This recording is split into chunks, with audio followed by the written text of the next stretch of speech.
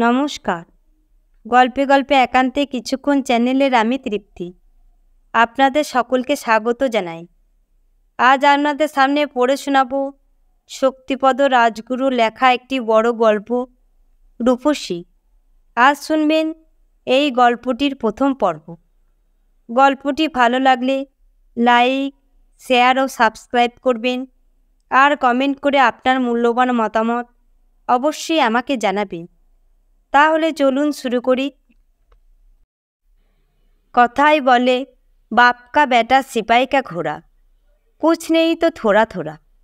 অর্থাৎ বাপের সঙ্গে ছেলের একটা সাদৃশ্য থাকে, কিন্তু মেয়েও যে বাপের সব গুণ পাবে এমন কথা প্রবাদেও বলা নেই। সব প্রবাদকে মিথ্যা প্রতিপন্ন করেছে রূপসী। বিশ্বনাথ চৌধুরীর মেয়ে রূপসী। বিশ্বনাথ দুর্গাপুরে কোনো এক বড় কারখানায় কাজ করত। গ্রাম থেকে টেনে টুনে মাধ্যমিক পাস করে এদিক ওদিক চাকরির সন্ধানে ঘুরত। তখন গ্রামের অবস্থাও ছিল শোচনীয়। সে গায়ে ঢোকার কোনো পথ ছিল না। শালবন, লালমাটির চড়াই উতরাই পার হয়ে পায়ে চলা প্রান্তরের বুকে পথের রেখা এঁকে বেঁকে গ্রামের দিকে এসেছিল। সেই ছিল পথ। বনজমির থেকে যা আয় হতো তাতেই কোনো মতে দিন চালাতো বিশ্বনাথ। আর সেই সময় দুর্গাপুরও ছিল ঘন বনে ঢাকা। মধ্যে ছিল দামোদরের বিস্তীর্ণ বালুচর। গ্রীষ্মে এক চিলতে জলধারা বইত, আর বর্ষা সেই বালুচর ছাপিয়ে বইত হিংস্র গেরুয়া ঢল। দুপারে যোগাযোগও বিচ্ছিন্ন হয়ে যেত। এই এলাকায় নামতো আদিম আরণ্যক পরিবেশ। তারপর দুর্গাপুরের রূপ বদলালো। বন কেটে গড়া হলো বিরাট শিল্পনগরী, বিশাল সব কারখানা। আর আশেপাশের গ্রামের অনেক মানুষ চাকরি পেল, ভালো মাইনেও হলো তাদের। গড়ে উঠল হাজার কোয়ার্টার। গ্রামের জীবন থেকে তারা হঠাৎ আলোর ঝলকানি লাগা শহরে এসে ঘর বাঁধল। গ্রামগুলোর রূপও বদলে গেল হঠাৎ পয়সার ছোঁয়ায়। পথঘাট হলো, অর্থনৈতিক রূপটাও বদলে গেল। আর বদলে গেল সেই শান্তিপ্রিয় অল্পেতুষ্ট গ্রামীণ মানসিকতা। বিশ্বনাথে বা চাকরি পেয়ে গ্রাম ছেড়ে শহরে আসে। তবে গ্রামে জমি জায়গা কিছু আছে, তাই গাছেরও খাবার, আবার তলায়ও কুড়োবার জন্য গ্রামেও যাতায়াত করে। কিছু জমি জায়গাও কিনেছে। গ্রামে এখন বিজলিবাতি এসেছে। বিশ্বনাথ জানে চাকরি করতে হবে, পরে রিটায়ার করার পর গ্রামে এসে নিশ্চিন্তে বসবাস করবে। তাই মাটির বাড়ি ভেঙে একতলা বাড়ি করেছে। বিশ্বনাথ অবশ্য চাকরি থেকে কিভাবে দুটো বাড়তি পয়সা রোজগার করতে হয় তা ভালোই জানে। কোম্পানির অনেক কাজ ঠিকাদারদের দিয়ে করানো হয়। অফিসারদের জন্য বেশ কিছু গাড়িও ভাড়া নিতে হয়। তাদের বিলপত্র সব পাস করানোর বিভাগে কাজ করে বিশ্বনাথ। সেও এর মধ্যে বুঝে গেছে কোথায় চাপ দিলে মাল বের হবে। সেই মতো চাপ দিয়ে বেশ কিছু মালও বের করে। তবে একা খায় না, দিয়ে থুয়ে খায়। তার মেয়ে রূপসীও এখন কৈশোর ছাড়িয়ে যৌবনে পা দিয়েছে। গ্রামে খুব সাধারণভাবে থাকতো ওরা। তবু মেয়ের নাম রূপসী রেখেছিল বিশ্বনাথ মেয়ের রূপ দেখে। গ্রামে সেই মেয়ে ছিল ছাইচাপা আগুনের মতো। গ্রামে বিশ্বনাথ দাসের দিন চলত চাষবাস করে, চাষির সংসার। বিশ্বনাথকে তবু ওর বাবা স্কুলে পড়িয়েছিল। রূপসী ছেলেবেলা থেকেই মাঠে ঘুরত। ডানপিটে ধরনের মেয়ে, ছেলেদের সঙ্গেই বেশি মিশত, মারপিট করত, গরুগুলোকে মাঠ থেকে ডাকিয়ে আনত। তেজি ওই বেপরোয়া মেয়েটার নামে তাই নালিশ আসত নানা ধরনের। কার গাছের আম, কার ক্ষেতে শশা চুরি করেছে মেয়েটা। রূপসীর মা বলতো, কোনো দিন অপঘাতে মরবি তুই। সেই গ্রামীণ জীবন থেকে বিশ্বনাথ চাকরি পেয়ে হঠাৎ যেন অন্যরকম হয়ে যায়। আর শহরের পরিবেশে এসে বদলে গেল রূপসীও। এবার স্কুলে যাবার চেষ্টা করে, তবে পড়াশোনার চেয়ে সাজগোজই বেশি তার। দেহে এসেছে কৈশোরের পূর্ণতা। শহর জীবনের বিলাস প্রাচুর্য রূপসীকে নেশা লাগায়। রূপসী দেখে সেজেগুজে বের হলে কত পুরুষের চোখে কি নীরব ব্যাকুলতা, সেই চাহনিতে কি যেন আহ্বান। রূপসীও জানে পুরুষকে প্রলুব্ধ করার মতো অফুরান সম্পদ ঈশ্বর তাকে দিয়েছে। তাই এই ব্যাপারে সচেতন হয়ে ওঠে। তার মনেও অনেক কিছু পাবার স্বপ্ন জাগে। এদিকে বিশ্বনাথের কাছে অনেক সাপ্লায়ার আসে। ঠিকাদার বিশেষ ব্যবস্থা করে বিলের টাকা আগে পাবার জন্য। তারাও রূপসীকে খুশি করার চেষ্টা করে। রূপসী এর মধ্যে সুমিত সিংয়ের প্রেমে পড়ে গেছে। সুমিত সিং বয়সে তরুণ, এর মধ্যে ঠিকাদারি কাজ করে গাড়ি বাড়ি করেছে। সেও রূপসীকে নিয়ে তার জিপে করে এদিক ওদিক ঘোরে, দামি হোটেলে খানাপিনাও করে। এ নিয়ে রূপসীর মা ওকে বকাবকি করে, পড়াশোনার নাম নেই, এসব নষ্টামি করবি। রূপসী তখন সুমিতের প্রেমে হাবুডুবু খাচ্ছে। এ যেন তার অনেক পাওয়া। বিশ্বনাথ মেয়ের এইসব বেতাল দেখে চটে ওঠে, কারণ বাইরে আধুনিক ঠাটবাট থাকলেও তার মনটা এখনও সেই গ্রাম্য স্বভাবের গোড়ামিটাকে মুছে ফেলতে পারেনি। তাই সেদিন মেয়ে বেশি রাতে বাড়ি ফিরতে বিশ্বনাথ মেয়ে রূপসীকে বেশ কয়েক ঘা চড় চাপড় বসিয়ে গর্জে ওঠে, কালই গ্রামে পাঠিয়ে দেব, সেখানেই থাকবি, শহুরে নষ্টামি তোর ঘুচিয়ে দেব। রূপসীও বুঝেছে এবার এই জগৎ থেকে তাকে নির্বাসিতই করে দেবে তার বাবা। সেই গ্রামে আর ফিরে যেতে চায় না সে। তাই রূপসীও মনস্থির করে ফেলে সুমিত সিং তাকে ফেরাতে পারবে না। দুজনের মধ্যে এমনই একটা বোঝাপড়া হয়ে গেছে। সেই রাতেই রূপসী প্রথম ঘর ছাড়ে। সুমিত সিংয়ের ডেরাতে এসে পড়ে রূপসী। রূপসীকে অবশ্য ফিরিয়ে দেয়নি সুমিত সিং, তবে বুঝেছে দুর্গাপুরে রাখা নিরাপদ নয়, পুলিশের ঝামেলা আছে। তাই রাতারাতি রূপসীকে পাচার করে ধানবাদের ওদিকে। বিশ্বনাথ মেয়েকে খোঁজাখুঁজি করে, কিন্তু পাত্তা পায় না। সুমিত সাধু সেজে থাকে। সে জানায় যে এসবে সে কিছুই জানে না। রূপসী কোথায় আছে জানে না সে। অবশ্য রূপসী যে স্বপ্ন নিয়ে এগিয়েছিল সেটা পূর্ণ হয়নি। সুমিত সিং তাকে দিয়ে ধানবাদ অঞ্চলে নিজের ঠিকাদারি কাজ বাড়াবার জন্য ব্যবহার করতে শুরু করে। কোলেয়ারির কর্তাদের পার্টিতেও নিয়ে যায়। আর রূপসী সেদিন বুঝতে পারে সুমিতের প্রকৃত চরিত্র। লোকটাকে সে চিনতে পারেনি। অপমানিত রূপসীও চেয়েছিল সুমিতের এই জঘন্য আচরণের প্রতিশোধ নিতে। এই প্রথম রূপসীর জীবনে আসে একটা আদিম হিংস্রতা, কিন্তু সুমিতকে খুন করতে পারেনি সে। তাই রূপসীকে আবার দুর্গাপুরে তার বাবার কাছে প্রাণ নিয়ে পালিয়ে আসতে হয়েছিল। সেদিন রূপসী হেরে গেছিল। বিশ্বনাথ বাধ্য হয়েই মেয়েকে ঘরে নেয়, কিন্তু স্পষ্টই বুঝেছিল সেই গ্রাম্য রূপসী মরে গেছে। তার জায়গায় জন্ম নিয়েছে এক নতুন রূপসী। আজকের মানুষের আদিম লালসা, সভ্যতার বিকৃতি তাকে আমূল বদলে দিয়েছে, রূপান্তরিত করেছে আজ অন্য একটা নারীতে।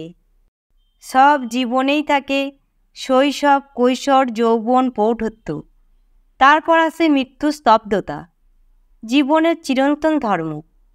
দুর্গাপুরের শহর জীবনের বৈচিত্র্যেও এর ব্যতিক্রম ঘটেনি।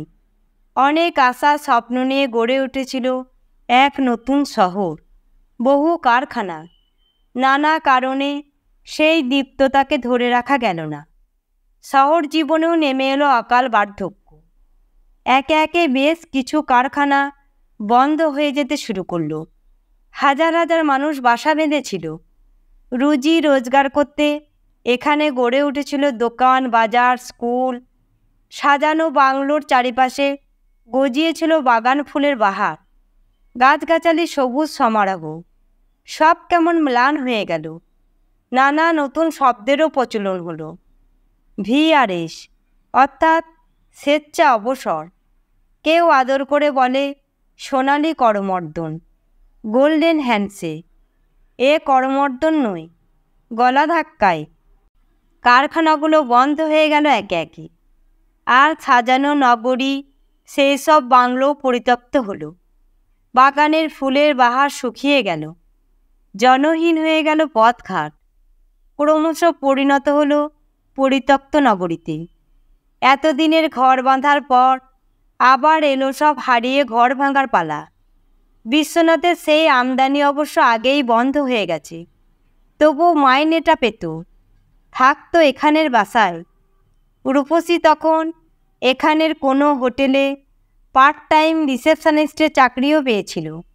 সেজেগুজে চাকরিতে যেত, সন্ধ্যার পরই তার ডিউটি পড়ত। বিশ্বনাথ প্রথম দিকে আপত্তি করেছিল, ওসব চাকরিতে দরকার নাই, কারণ সে জানে হঠাৎ গজিয়ে ওঠা ওই শহরে এমন ব্যাঙের ছাতার মতো অনেক হোটেল বারও গজিয়েছে। আর এখানে কারখানার দুর্দিন হলেও, শ্রমিকদের ভবিষ্যৎ অনিশ্চিত হলেও, এক শ্রেণীর ব্যবসায়ী আর সদ্য গজিয়ে ওঠা বেশ কিছু শ্রমিক দরদি নেতাদের দিন বদলাচ্ছে। কারখানার মালিকদের সঙ্গে তাদের দহরম মহরম ভালোই আছে। শ্রমিকদের অগোচরে ওদের পার্টি বসে হোটেলে, মদেরও অভাব নেই, জোর খানাপিনা চলে রাতের অন্ধকারে।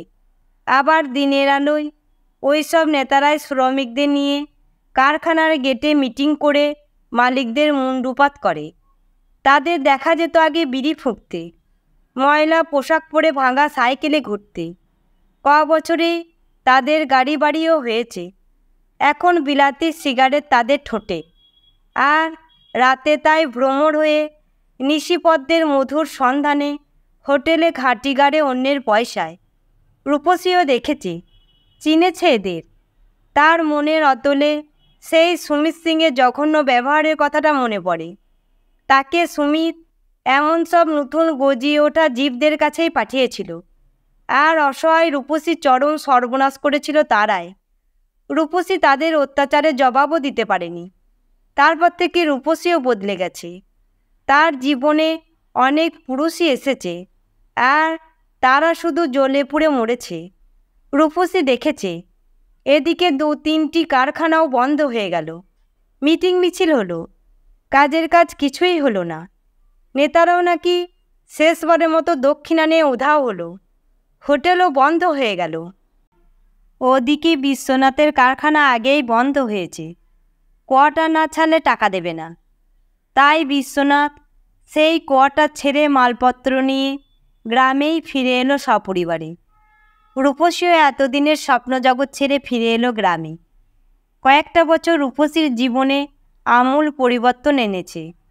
গ্রামের জীবনে মেয়েদের দেখছে সে, সব অভাব অভিযোগকে মেনে নিয়েই ঘর সংসার করছে। দেখছে তার পাশের বাড়ির অনন্তদা আর তার স্ত্রী কমলাকে। অনন্ত চাকরি খুইয়ে এখন ট্রেনে হকারি করছে, আগে দুর্গাপুরে কোন কারখানাতে কাজ করত।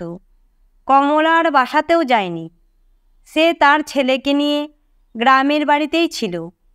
অনন্ত ডেলি প্যাসেঞ্জারি করত কষ্ট করে।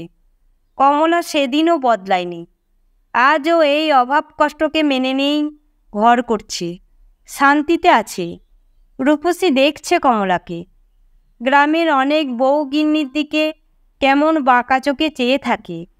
সেদিন রূপসী গেছে দত্তদের বাড়িতে। দত্ত পরিবারই গ্রামের মধ্যে এখন সমৃদ্ধশালী পরিবার। খগেন দত্তের বয়সও তেমন নয়, আগে সামান্য জমিজমা মাত্র ছিল। খগেন কলেজ থেকে পাস করে গ্রামের আশেপাশের গ্রামের কৃষক চাষিদের নিয়ে তাদের সেচের জল, সরকারি সাহায্য, সার, বীজ দান এসব পাবার জন্য মিটিং মিছিল করত। আর গ্রামের স্কুলের শিক্ষকতা চাকরিও পেয়েছিল। কোনো মতে দিন চলত তাদের। খগেন ওইসব মিটিং মিছিল নিয়েই ব্যস্ত থাকত। বাড়ির অবস্থা তেমন ছিল না। খগেনের মা সৌদামিনী গজগজ করত, নিজের কথা ভাববি না রে খগেন, ঘরের খেয়ে বোনের মোষ তাড়াবি, লেখাপড়া শিখে একটা চাকরিও পেলি না। খগেন তখন এই অঞ্চলের একটা পরিচিত নাম। সে বলে, মা, তোমার খগেন গোলামি করতে জন্মেনি। বুড়িও ফুঁসে উঠত, তবে কি রাজত্বি করবি না, মুখ পোড়া? হাসত খগেন। সে বোধহয় অনুমান করেছিল এই দিন বদল, যুগ বদলের পালায় তার বিশেষ ভূমিকাই থাকবে। মায়ের কথাই বলে, দেখা যাক কী হয়। ধাপে ধাপে উপরে উঠতে হবে খগেনকে। সে দেখেছে শহরের নেতাদের প্রতিষ্ঠা। এমনকি ওই শিল্পনগরী নেতাদেরও দেখেছে। তাদের প্রতিষ্ঠা, অর্থ, মান তারও নজর এড়ায়নি। খগেন তখন থেকেই স্বপ্ন দেখেছে তার দিনও বদলাবে। অবশ্য খগেনের হিসাবটা ভুল হয়নি। খগেনও অনেক কিছু দেখে শুনে শিখেছে, আর তার বাস্তব বুদ্ধিটাও প্রখর। তাই সামান্য অবস্থা থেকে খগেন আজ উঠে এসেছে সমাজের উপরতলায়। জীর্ণ খড়ের বাড়িটাতে ছিল তার পৈতৃক বাস, আর সম্পত্তি বলতে ছিল বিঘে ৬-৭ ধান জমি। তখন গ্রামের জমিদার ছিল মুখুজ্জেরা। ওদিকে মুখুজ্জে পাড়াটাই ছিল গ্রামের সমৃদ্ধ অঞ্চল।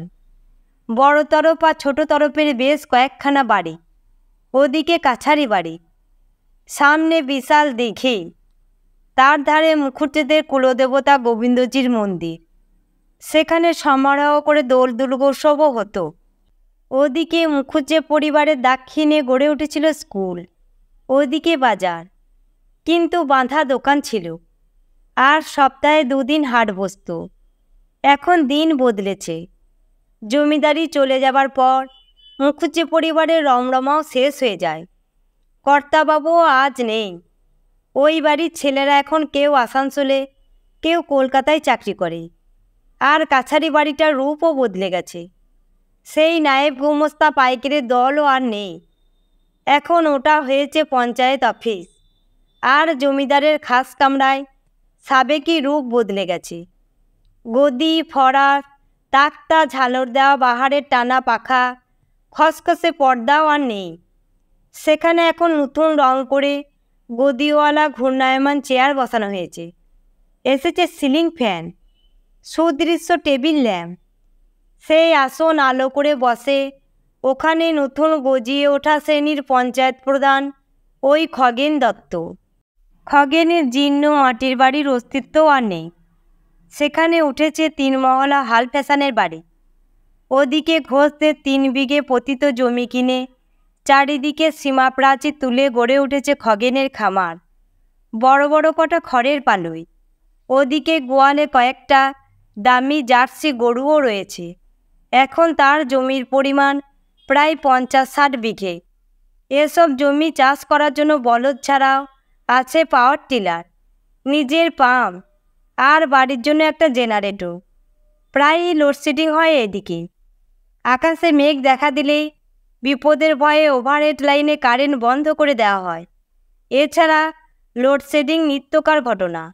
সেজন্য যাতে তার বাড়ি সর্বদা আলোকিত থাকে, এ ব্যবস্থা। খগেনের দূরদৃষ্টি খুবই প্রখর। সে প্রথমে কিশোর বয়সী একটা আদর্শ স্বপ্ন নিয়েই সমাজের সেবা করতে এসেছিল। সেদিনের শিক্ষক কানাইবাবুর অনুপ্রেরণাতেই। কানাইবাবু মারা যেতে খগেন ক্রমশ তার জায়গাটাই নেয়। কিন্তু ক্রমশ দেখেছে খগেন এখানে হিসাব মতো চলতে পারলে অনেক কিছুই করা যায়। তাই তার আদর্শ বদলাতে থাকে সেই হিসাবের চাপে। সে জানত জমিদারি প্রথা চলে যাবার পর সমাজের বুকে নতুন এক শ্রেণীর উদ্ভব হবে। জমিদারদের তবু বংশমর্যাদা, সংস্কৃতি, মানবিকতার বোধ কিছু ছিল। তাদের অনেকেই প্রজাদের জন্য স্কুল, হাসপাতাল, পানীয় জলের ব্যবস্থা, পথঘাট এবং সামাজিক কাজ কিছু করেছিলেন। কিন্তু জমিদারি চলে যাবার পর সমাজের বুকে নতুন এক শ্রেণীর সরকারের উপর আর সরকারের প্রতিভু হিসাবে গজিয়ে ওঠা এই নতুন প্রভু শ্রেণীর কোনো দায়বদ্ধতাই থাকবে না সমাজের কাছে। শুধু কৌশলে লুট করে গদিতে বসে সমাজের মাথায় হবে তারা। খগেনও তাই সেই পথই নিয়েছে। মুখুজ্জেতে একটা বাগান বাড়ি ছিল নদীর ধারে। খগেন সেটাও দখল করে এখন দেশ সেবার কাজে নিজেকে নিমগ্ন রেখেছে। খগেনদের বাড়িতেও যাই রূপসী, দেখেছে এখন তাদের বাড়ন্ত। খগেনের মা সদুগিন্নি তখন বাড়তি কলাই ভিজিয়ে রকমারি বড়ি দিত। সেগুলো দোকানে দিয়ে কিছু রোজগার করত। এখন তারও হালচাল বদলেছে। খগেনের বউয়ের পরনে দামি শাড়ি, গা ভর্তি গহনা। খগেনের বউ রূপসীকে শুধোয়, তাহলে এখানেই থাকবি, রূপসী অবশ্য শহরে গিয়ে বাবার বকুনি খেয়ে স্কুলে যেতে বাধ্য হতো। অবশ্য মাঝে মাঝে ফেলও করত, তবুও কোনো মতে মাধ্যমিকটা পাস করেছিল। রূপসী বলে, কি যে হবে জানি না বৌদি, এতদিন শহরে রইলাম, তারপর চলে আসতে হলো। বাবারও রোজগার নাই। খগেনের বউ নন্দিনী বলে, এখন তো পঞ্চায়েতেও মেয়েদের কাজকর্ম রয়েছে, দেখ না চেষ্টা করে। নন্দিনী সহজ সরল প্রকৃতির মেয়ে। রূপসীও দেখেছে, এখন পঞ্চায়েত অফিসে অনেক লোকজন যাতায়াত করে, মেয়েরাও আসে। সরকার গ্রামের সাধারণ মানুষের রোজগারের জন্য, শিক্ষার জন্য, স্বাস্থ্যের জন্য অনেক কিছু করার পরিকল্পনা নিয়েছে। গ্রাম উন্নয়নের জন্য বিভিন্ন কাজও করার পরিকল্পনা চলছে। তার জন্য লাখ লাখ টাকাও আসছে। পঞ্চায়েতের প্রধানের হাতে এখন অনেক ক্ষমতা। রূপসীও ভেবেছে, সে এতকাল যা করে এসেছে তা ঠিক নয়। শহরে গিয়ে এই গ্রামের কেশব ঘোষের ভাইপো তার ছেলেকে লেখাপড়া শিখিয়ে ডাক্তার করেছে, আর মেয়ে মৌসুমীও গ্রাম থেকে শহরে গিয়ে শহরের আলোর মোহে না পড়ে নিজের পরিশ্রমে MA পাস করে শহরে কোন কলেজে অধ্যাপনা করছে। মৌসুমী নিজের ভবিষ্যৎ গড়েছে সেখানে। আর রূপসী কি মোহের বশে পড়াশোনাও করেনি তেমন, বিলাস ব্যসনের স্রোতে গা ভাসিয়েছে। সোহন সিংয়ের মতো বেঈমান লোকদের পাল্লায় পড়ে অন্ধকারের জগতে পা বাড়িয়ে নিজের ভবিষ্যৎকে অন্ধকারচ্ছন্ন করে তুলেছে। শহরে তাদের কলোনিতে সকলেই তাকে চিনত। অনেক বাবা মা তাকে এড়িয়ে যেত, বন্ধুরা আড়ালে হাসাহাসি করত। রূপসীর মুখে সমাজ যেন একটা ঘন কালো কলঙ্কের পোঁচ মাখিয়ে দিয়েছিল। তবু বিশ্বনাথ মেয়ের বিয়েটা দিয়ে ঘরবাসী করার চেষ্টাও করেছিল। রূপসীও সেদিন ছিল কলোনির উপেক্ষিত একজন, তাই সেও চেয়েছিল যদি বিয়ে হয় অন্যত্র গিয়ে এখানের পরিচয় ভুলে গিয়ে নতুন করে ঘর বাঁধবে, সুখী হবে। তাই সেও বিয়েতে মত দিয়েছিল। তাই সেই মতো বিশ্বনাথ ছেলের সন্ধানও শুরু করেছিল। একমাত্র মেয়ে। বিশ্বনাথের জমি জমাও আছে দেশের বাড়িতে। তাছাড়া চাকরিতে ভালো উপরি পায় মাইনে ছাড়া, তাই ছেলের খবরও আসে। তাদের মধ্যে একজনকে রূপসীরও চোখে লাগে। ছেলের বাড়ি বর্তমানে, বাড়িতে বাবা মা আছে। ছেলেটি এখানের অন্য কোনো কারখানাতে কাজ করে। ছেলেরও আমোদ হয় না। ছেলেটিও আসে বিশ্বনাথের কাছে। রূপসী স্বপ্ন দেখে নতুন করে বাঁচবে সে। বিয়ের দিন তারিখও ঠিক হয়ে যায়। বিশ্বনাথও মেয়েকে থিতো করবার জন্য বেশি টাকাই খরচ করবে। বাড়িতে উৎসাহের বান ডাকে।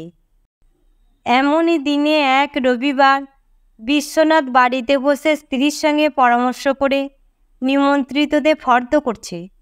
বিয়ের জিনিসপত্র আর কি বাকি আছে কিনতে, সেসব ফর্দ নিয়ে বসে আছে রূপসী বাবার কাছে। হঠাৎ বেল বেজে ওঠে। বিশ্বনাথ দেখে একটা গাড়ি থেকে একজন বয়স্ক লোক, ভদ্রমহিলা আর সঙ্গে 3-4 জন মস্তান চেহারা ছেলে নামছে। বিশ্বনাথবাবু তাদের বাহিরের ঘরে বসায়। তারপর জানতে পারে ওরা ছেলের বাবা মা, আর সঙ্গের ওরা এলেমদার প্রতিবেশী। ভদ্রলোকের নাকি সিলকাটা মালের চালু ব্যবসা, অর্থাৎ রাতের অন্ধকারে ওর লোকজন ওয়াগন ভেঙে মাল বের করে, আর উনি সেসব মালের মহাজন। বেশ করিতকর্মা লোক। মহিলাও রীতিমতো জাহাপাস ধরনের, আর সঙ্গের ওরা তো বিশিষ্ট মস্তান। ছুরি ছোড়া চেম্বার টেম্বার যে সাথে নেই তা কে বলতে পারে। ছেলের বাবা গর্জে ওঠে, একটা বাজে মেয়েকে আমার ছেলের ঘাড়ে চাপাতে চান মশাই? আমি প্রতাপপুরের কেষ্ট বাঘ, বাঘের ঘরে খোগের বাসা করা আমি 1 মিনিটে খুঁচিয়ে দেব। মহিলাও ফাটা কাসরের মতো গলার শব্দ তুলে শাসায়, ঝেঁটিয়ে বিষ ঝেড়ে দেব। ওই নষ্টা মেয়ে হবে আমার ছেলের বউ, রাত্রি পোয়াবে না। বিষ দিয়ে শেষ করে লাশ গায়েব করে দেবো। মস্তান বাহিনীর একজন পকেট থেকে চেম্বার বের করে বিশ্বনাথের সামনে ধরে বলে, এটা কি জানো তো হেমাল, এর একটা দানা মগজে সেদিয়ে দিলে আর নামের আগে চন্দ্রবিন্দু বসে যাবে। ওসব বিয়ের মতলব ছাড়ো, চালু মেয়েকে ভাড়া খাটাও, আরও মাল পাবে। বিশ্বনাথ স্তব্ধ হয়ে গেছে। কাঁদছে ওর স্ত্রী। আর রূপসী দেখে তার স্বপ্নের সমাধি রচিত হয়ে গেল। সে এ বিয়ে করবে না, কারণ এরা যা বলছে তা কাজে পরিণত করতে পারে, এতে আর সন্দেহ নেই রূপসী। তাই সে বলে, আপনারা যান, আমি কথা দিচ্ছি এ বিয়ে হবে না। রূপসী জানে তাদের সংসারের অবস্থা। বাবার সেই রোজগার আর নেই। কলসির জল গড়াতে গড়াতে একদিন তলানিতে এসে ঠেকে। বিশ্বনাথ চাকরি ছাড়ার পর যে টাকা পেয়েছিল সেইটুকু সম্বল, আর রূপসী যেন তার কাছে বোঝাই হয়ে গেছে। বিয়ে থাও দিতে পারেনি মেয়ে। এখন রাগ পড়েছে রূপসীর উপর। তাই বিশ্বনাথও তুচ্ছ কারণে রূপসীর ওপর চটে উঠে বলে, নিজের পায়ে নিজে কুড়ুল মেরেছিস, আর তার জন্য সারা জীবন তোর বোঝা বইতে হবে আমাকে? এবার নিজের পথ নিজেই দেখে নে। মা তবু বলে, একটা মাত্র মেয়ে, তাকেও পুষতে পারো না? মেয়ে নয়, শত্রু। ও আমার মুখ পুড়িয়েছে, বংশের মুখ পুড়িয়েছে। বিশ্বনাথের রাগটা এখন কারণে অকারণে প্রকাশ পায়। তাই রূপসী চেষ্টা করছে যদি পঞ্চায়েতে কোনো কাজ পায়। অনেক মেয়েরাই এখন নানা কাজ করে কিছু রোজগার করছে। আজ তাকেও নিজের অন্ন নিজেকেই সংগ্রহ করতে হবে। সেই আশা নিয়েই রূপসী খগেনবাবুকে ধরার চেষ্টা করে। কিন্তু খগেন খুবই ব্যস্ত। সকালেই বের হয়ে যায় জিপ নিয়ে, বিভিন্ন কাজের সাইটে ঘোরে, না হয় সদর শহরেও যায়। সেখানে নেতাদের সঙ্গে দেখা করতে হবে। সেখান থেকে নানা নির্দেশ আসে, সেই নেতাদেরও নানাভাবে খুশি করতে হয়। তারপর যেতে হয় বিভিন্ন সরকারি অফিসে। নানা বিভাগ থেকে টাকা আসে নানা কাজের জন্য। সেই সব টাকার জন্য তার কতটা কোন দিকে যাবে, কিভাবে সেই হিসাব রাখতে হবে, এইসব নানা রকম ভাবনা চিন্তাও করতে হয়। তারপর সারা এলাকার বেশ কিছু গ্রামেও যেতে হয়। তখন খগেন অন্য মানুষ, বিনয়ের অবতার। নানাজনের নানা অভিযোগের কথা শুনতে হয়। কোথায় পথ নেই, কোথায় জল নেই, কোন স্কুল বাড়ি তৈরি করা দরকার, এসব খাতে টাকাও আসে। কিন্তু সামান্য কাজ করার পর সেই কাজ আর এগোয় না, বন্ধ হয়ে যায় কাজ। টাকার দেখাও আর মেলে না। তবু খগেন সেই এলাকার মানুষদের বেশ মোলায়েমভাবে বলে, তাই নাকি, কাজ আর হয়নি?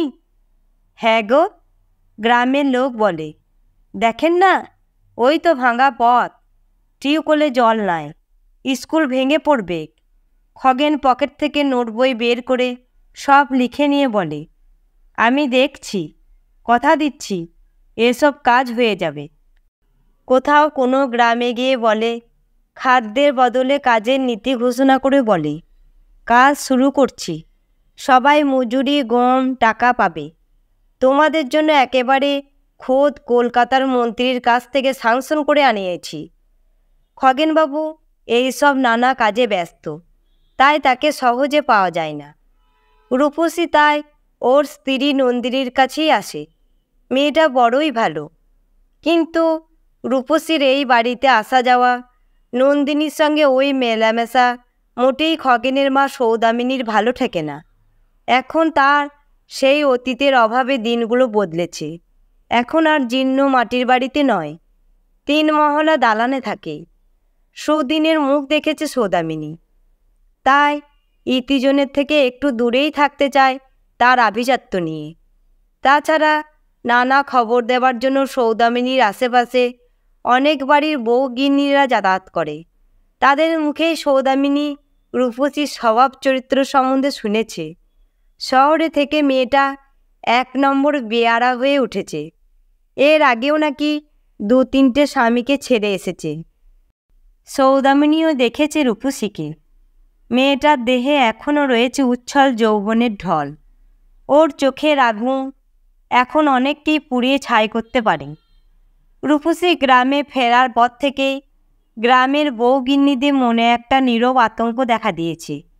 আর সেই খবরটা তারা তাদের কর্ত্রী সৌদামিনীকেও জানিয়েছে বেশ রং চাপিয়ে।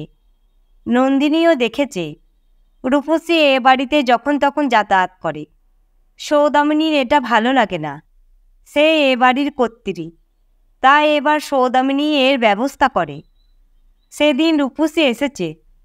সিঁড়ির মুখে ওকে দেখে সৌদামিনী বলে, শোন। রূপসী এগিয়ে আসে। কিছু বলছো বুড়িমা?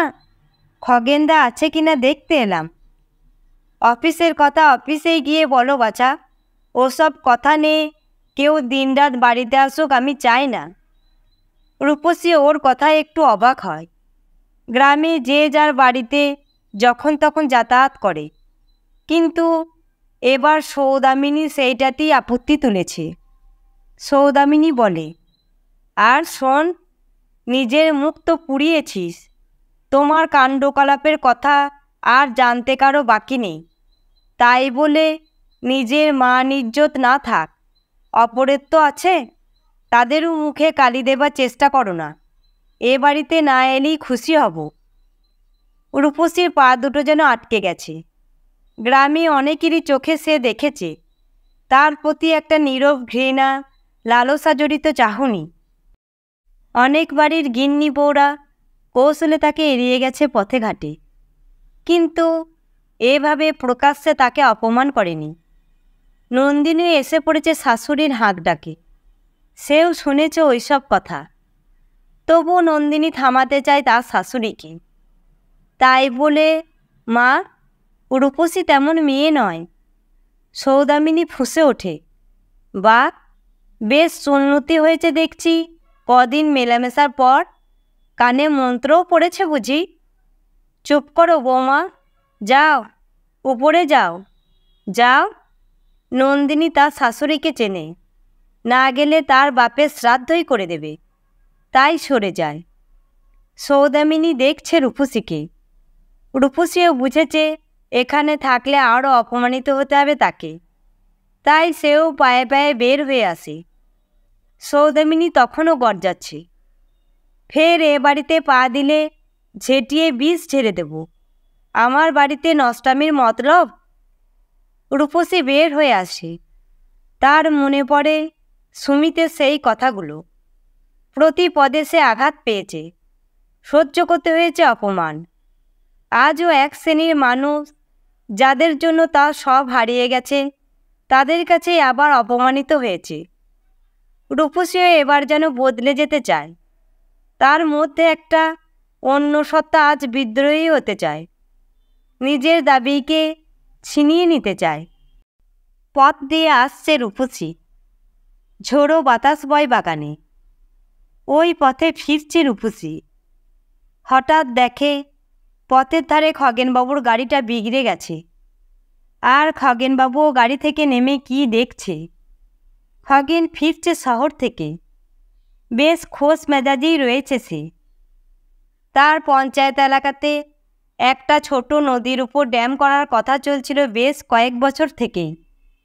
কয়েক কোটি টাকার কাজ। আর ড্যাম হলে এই এলাকার মানুষেরাও নিয়মিত জল পাবে প্রচুর। এই এলাকার ভোট তার বাক্সেই আসবে। খগেন এবার এমএলএ হবার কথা ভাবছে, কারণ এমএলএ হতে পারলে তাকে জেলার কোটাতে মন্ত্রীই করা হবে।